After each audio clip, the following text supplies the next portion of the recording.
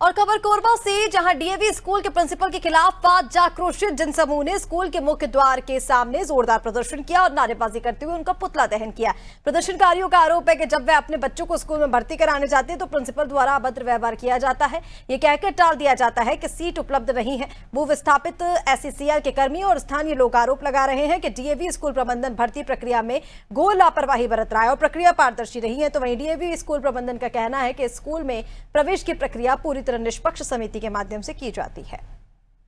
सूची को प्रदर्शित किया जाता है, सबके सामने साझा किया जाता है। इसी चीज का हम लोगों ने मांग किया था कि आपने जो बच्चों का प्रवेश हुआ है उसमें किन किन मापदंडों के आधार पे, किन किन शारीरिक योग्यता या मानसिक योग्यता, किस दक्षता के आधार पे आपने प्रवेश प्रक्रिया में भर्ती किया है। एससीसीएल और आरटीई को छोड़ के बाकी जो अन्य लोगों को आपने भर्ती किया है उसकी जानकारी की सूचना मांगी थी, जिसके लिए विद्यालय प्रशासन की तरफ से दुर्व्यवहार किया गया और किसी भी प्रकार से हमको जानकारी देने से मना कर दिया गया है।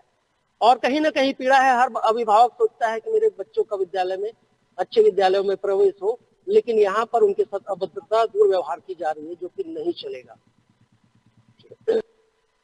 केवी से ले लीजिए, आत्मानंद से लीजिए, सब पारदर्शिता करते हैं। सिर्फ डीएवी स्कूल ही छुपा करके एडमिशन प्रक्रिया करती है, जिससे हम सभी पर दुखी हैं। जितने हमारे भू विस्थापित है, आम जन है, सब हमारे पास आते हैं। हम कहते हैं कि डीएवी प्रबंधन हमारे साथ दुर्व्यवहार कर रही है। इससे हम दुखी होकर के सर से मिलने गए थे, सर ने हमारे साथ ही बदसलूकी की।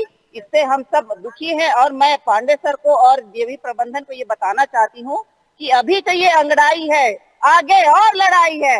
हम जनप्रतिनिधि होने के नाते आम जन की जो भावना है उसको उजागर करके ही रहेंगे। डीएवी प्रबंधन की जो मनमानी है उसको उजागर करके ही रहेंगे।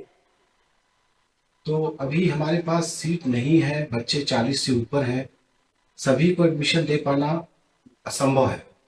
सीबीएसई के गाइडलाइन के अनुसार एक क्लास में हम 40 बच्चों से ज्यादा एडमिशन नहीं दे सकते, जबकि यहाँ पहले से ही 40 से ऊपर बच्चे हैं, तो हम उनको घटाना है न कि बढ़ाना है। सर, एडमिशन को लेकर कई अनियमितताएं की शिकायत कर रहे थे, जैसे पारदर्शिता नहीं है, इस पर आप क्या कहें? देखिए, पारदर्शिता जब है की बात तब आती है जब सीट वेकेंट होता है। उस वेकेंट सीट पे हम जब एडमिशन लेते हैं तो उसकी लिस्ट जारी होती है। यहाँ पे कोई सीट वेकेंट है ही नहीं।